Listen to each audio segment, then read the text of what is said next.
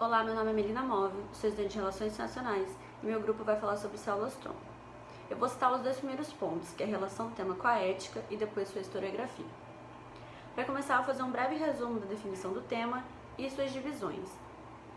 As células-tronco elas fazem parte de uma medicina muito complexa, que é regenerativa, porque elas são capazes de sofrer mutações e gerar células tanto iguais às suas de origem, quanto células 100% novas.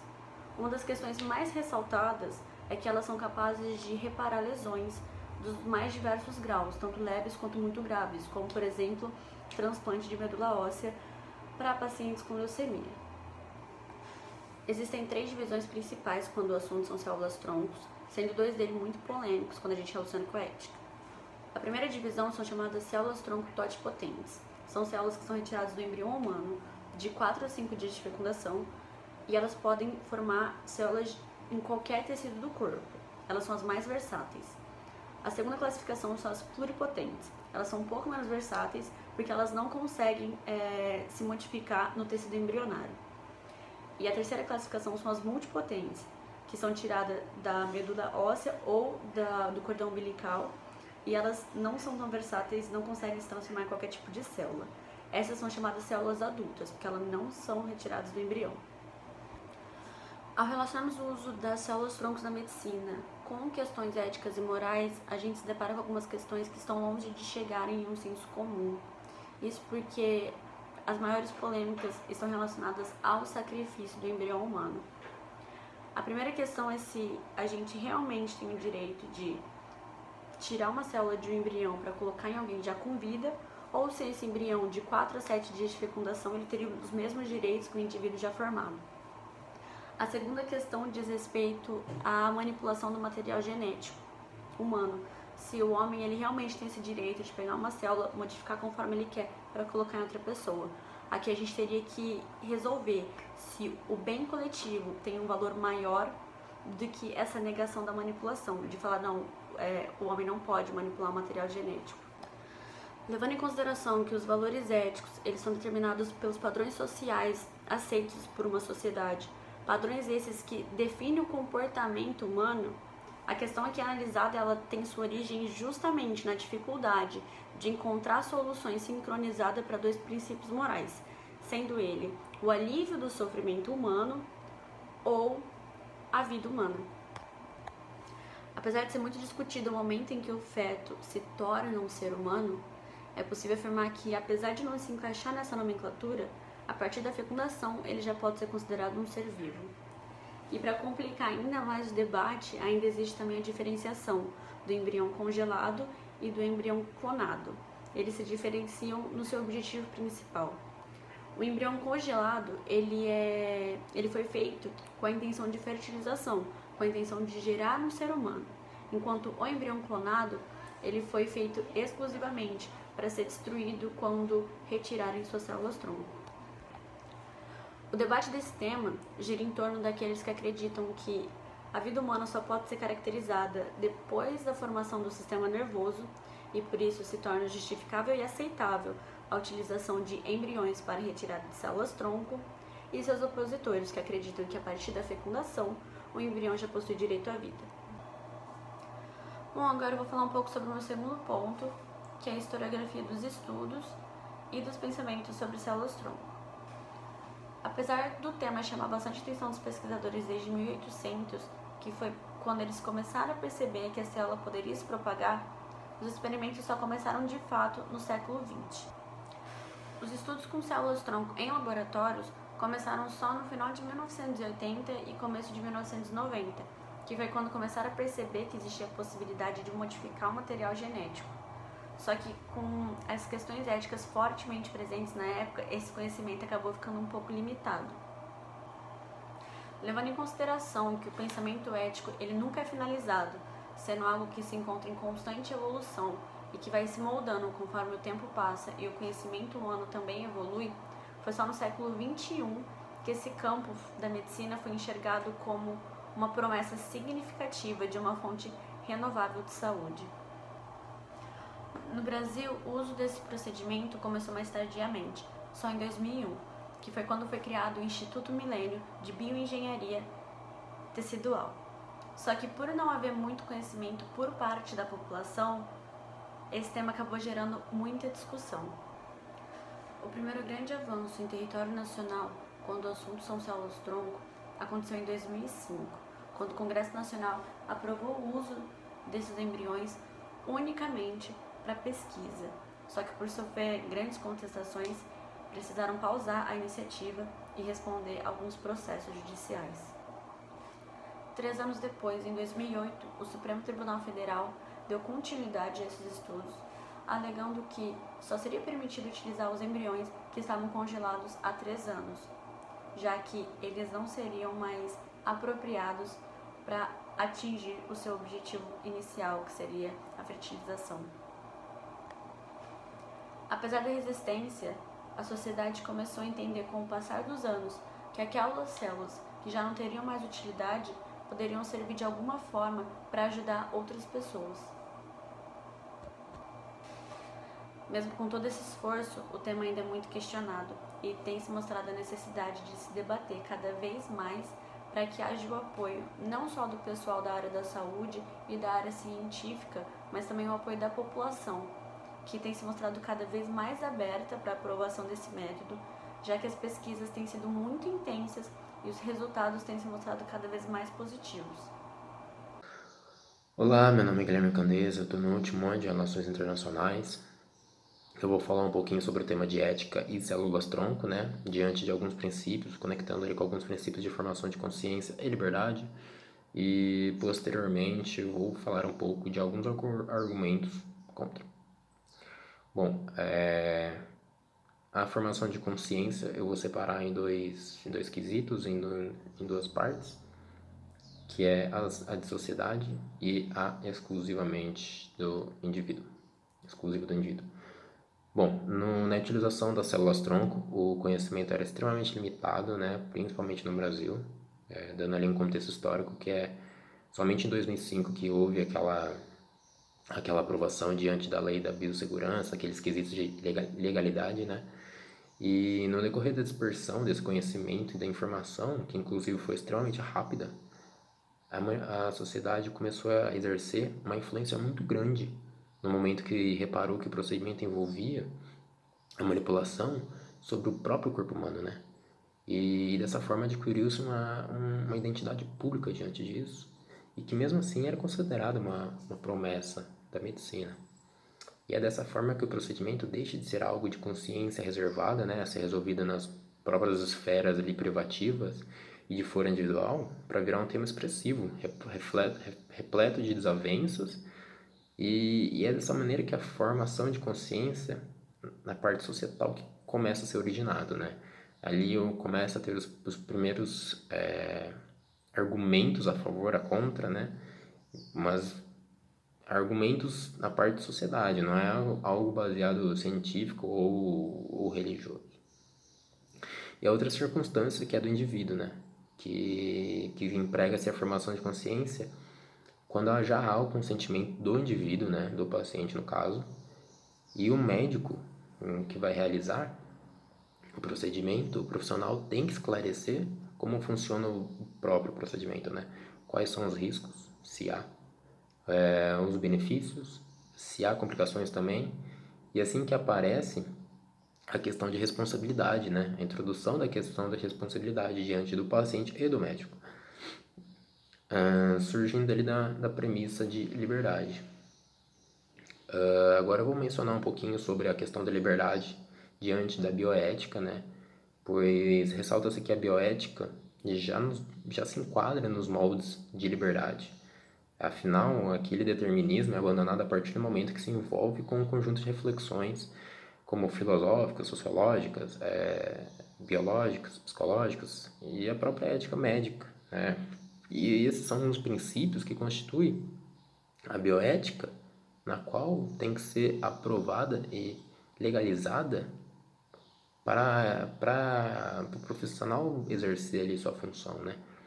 Então, pode-se dizer que a bioética cabe de uma moral interna para uma moral externa. E através, por meios morais da bioética, que valida-se os atos das escolhas e responsabilidades diante da saúde, né?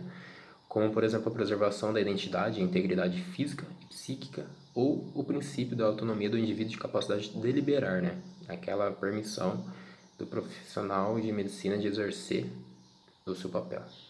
E há também as questões, além das questões morais, há questões legais que têm que estar sintonizadas, né? E agora comentando um pouquinho sobre a questão da liberdade e formação de consciência voltada para a esfera envolvida nas células-tronco, as células-tronco é um componente estrutural e funcional dos seres vivos, né? E fazem parte do ramo da hematologia, que é basicamente a especialidade médica sobre os estudos de sangue, ou seja, atua-se com procedimento essencialmente invasivo, tanto na coleta quanto na manipulação. Logo, torna-se uma de alta responsabilidade diante da colocação profissional, né? Inclusive, os profissionais que atuam nesse procedimento são aqueles que estão diante de pessoas que espontaneamente, né, os pacientes no caso, consentem e cedem o material em prol da outra vida, entrando em casos em perspectivas de solidariedade, né? Levando caso contrário do determinismo, ou seja, o direito da autonomia, né, que é da voluntariedade e das decisões livres, né, que gerando a própria liberdade. Olá a todos, meu nome é Maria Fernanda Orlando Camacho e eu vou falar hoje um pouquinho das vantagens das células-tronco. Essas células são capazes de se transformar em qualquer tecido ou ainda originar novas células especializadas. Por isso, essas células são de extrema importância para diversos tipos de tratamentos que visem, a substituição de células que tenham sido de alguma forma prejudicadas, tanto por alguma doença, tanto quanto por algum problema genético. Tem ainda uma diferença entre as células que são tiradas do cordão umbilical, que são as células embrionárias, e as células que são retiradas da medula óssea. As células embrionárias elas são capazes de formar qualquer tipo de tecido, então elas são usadas em tratamentos mais diversos. As células originadas da medula óssea são mais especializadas e, por isso, elas são mais restritas e formam apenas alguns tipos de tecido. Apesar disso, as duas são de extrema importância para a medicina e para auxiliar no tratamento de várias doenças. O tratamento ele pode ser feito a partir de células do próprio paciente ou de células doadas por um terceiro, que é mais comum. A seguir, eu vou citar algumas doenças que as células-tronco podem ser usadas como tratamento e vou aprofundar um pouquinho mais em duas para a gente entender um pouco mais como é esse processo. Primeiro, eu vou citar a leucemia, que é uma doença que afeta o sangue e as células sanguíneas, que são responsáveis pela defesa do organismo. Existem diversos tipos de leucemia e a transfusão de medula óssea, que é o tratamento com células-tronco, é uma das opções dos pacientes. Esse tratamento ele visa introduzir, através da transfusão de medula óssea, introduzir novas células especializadas na formação de sangue, e essas células seriam saudáveis. Outra doença é a síndrome mielodisplásica, que é quando as células da medula óssea do paciente começam a produzir mais do que o normal. Essa superprodução impede o funcionamento correto das células no corpo. Nesse caso, o tratamento é feito através da transfusão de células-tronco de um doador 100% compatível com o paciente. Além disso, as células-tronco podem ser usadas em tratamento de diversas outras doenças, como, por exemplo, linfomas, problemas hereditários do sistema imunológico, do metabolismo e até de outros órgãos. Também podem auxiliar em tratamentos de desordem de proliferação de células e de tumores sólidos. Além disso, ainda há estudos que estão sendo desenvolvidos para tratamento de doenças autoimunes, doenças cardiovasculares e doenças neurológicas. Assim, a gente pode ver que as células-tronco já ajudam muito na medicina, tanto como tratamento, quanto como uma alternativa de tratamento, a escolha do paciente. Com o avanço das pesquisas, os tratamentos com células-tronco podem auxiliar ainda mais na medicina. Bom, e agora eu vou introduzir um pouco a parte dos argumentos contra, né, e suas considerações do porquê da rejeição. E vale ressaltar inicialmente 2 pontos. Acredito que vale ressaltar. Que é a questão do... Antes de basear assim, os argumentos para a própria discussão, a partir do momento que eu menciono a questão da religião, eu estou mencionando exclusivamente o catolicismo, especificamente.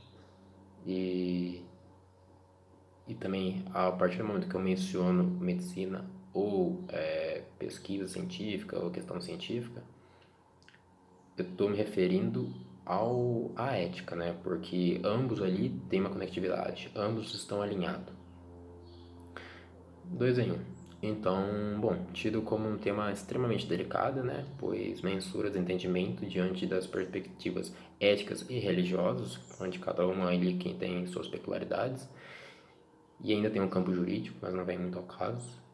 Antes da própria discussão, vale ponderar a questão da ética e da ciência moral, que a ética, né? A ética é a ciência moral, entretanto, a religião já tem ali um baseamento, né? Já provém-se de valores morais próprios. Então, a parte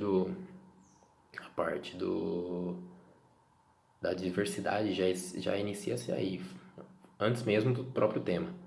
Mas como principal argumento para a discussão contra o procedimento da utilização das células-tronco, a religião defende que o início da vida humana é logo após a fertilização, né?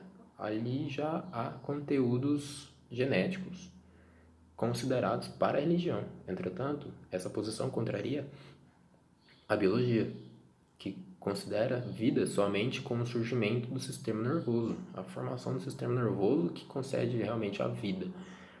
Ou seja, o embrião já é considerado um ser humano para a religião, é supostamente divino, né? E que precisa ser protegido e respeitado de acordo. E não utilizando de instrumento de pesquisa pela própria ação humana, e inclusive a religião tem a questão que Deus é o único capaz de intervir na vida. Então, mais um ponto peculiar, argumento peculiar. E para a Igreja Católica, defender a sua posição sobre a vida diante de situações onde o desenvolvimento da ciência é de forma avançada, ou seja, competir com a ciência, entre aspas, é algo que não é algo possível, né? É cada vez mais difícil, mas que por sua vez ganha ainda forte apresentação dada sua inserção em alguns grupos e sociedade. Ou seja, mesmo que a ciência saia na frente, entre aspas, a Igreja Católica tem seu apoio formado. O problema é que nem a filosofia, nem a religião, nem a ciência e nem mesmo a bioética chegaram a um consenso sobre o momento em que a vida começa, isto é, se os embriões em fase tão incipiente merecem proteção, né? E os direitos legais e morais iguais ao das pessoas já nascidas, né? Já desenvolvidas, somente por carregarem material genético. E cabe a outro ponto mencionar, é a questão do posicionamento de quem é contra, entretanto, de quem é contra o próprio procedimento, que existe o procedimento, entretanto, torna-se a favor a partir do momento que a realização das pesquisas tenha como objetivo solucionar complicadas situações de saúde, né?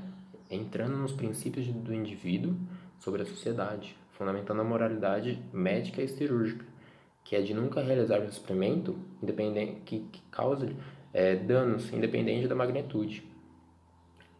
E ainda que o resultado seja próspero.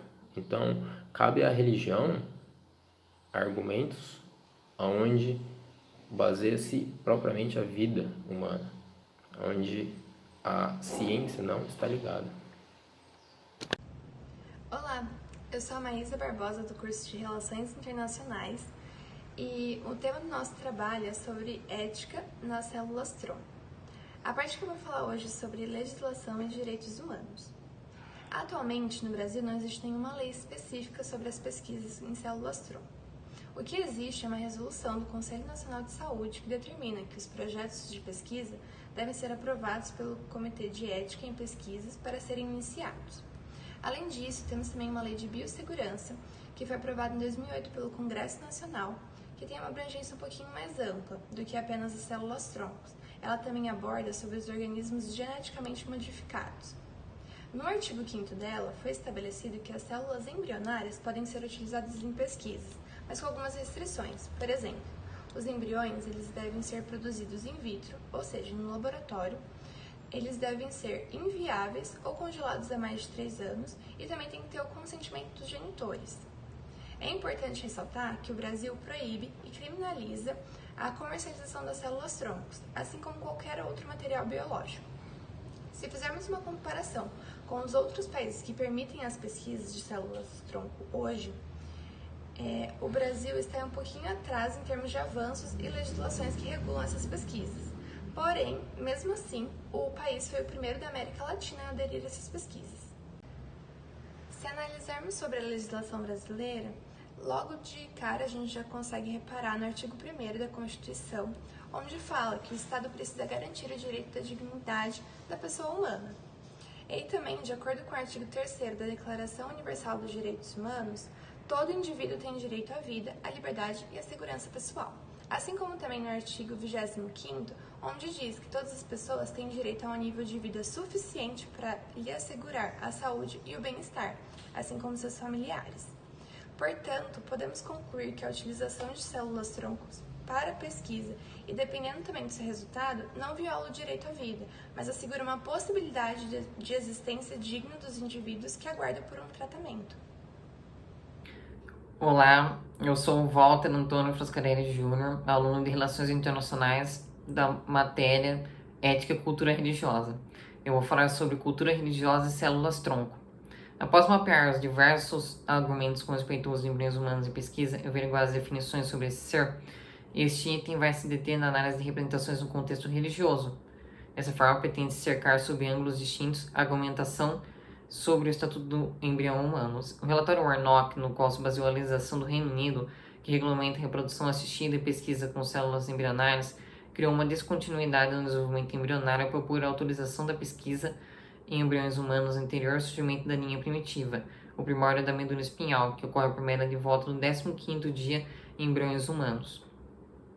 Segundo Malkin, a figura do pré-embrião foi uma retórica para convencimento dos parlamentares britânicos a aprovar uma regulamentação relativamente liberal sobre a pesquisa em embriões.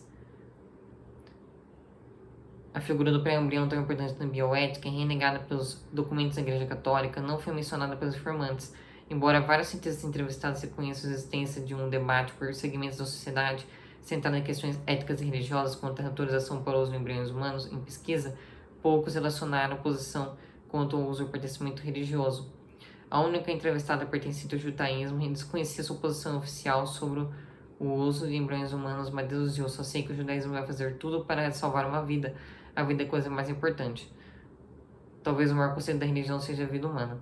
A interpretação da informante é confirmada por análise feita em Israel sobre a regulamentação da clonagem, da pesquisa com células-tronco embrionárias, segundo a qual a prioridade dada à vida humana já nascida, sobre a vida humana em desenvolvimento e orientação característica da lei judaica.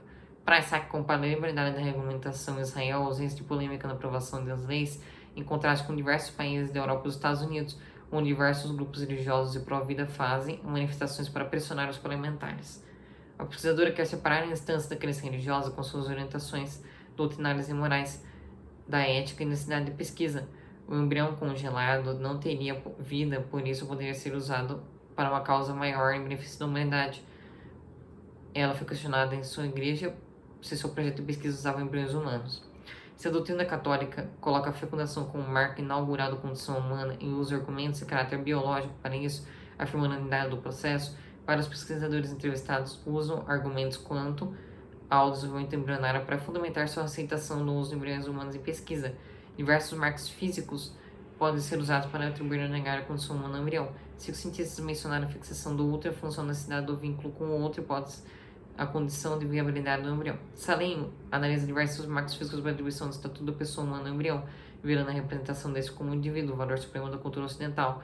Nas características argumentativas em torno do embrião humano para oponentes da pesquisa com células embrionárias, o embrião é biográfico, ponto inicial de uma narrativa e deveria seguir seu curso. Para os defensores de pesquisas com células-tronco embrionárias, a vida do embrião é uma vitalidade biológica bruta, por isso não é morto, mas sua vitalidade é desviada e tecnicamente reorganizada.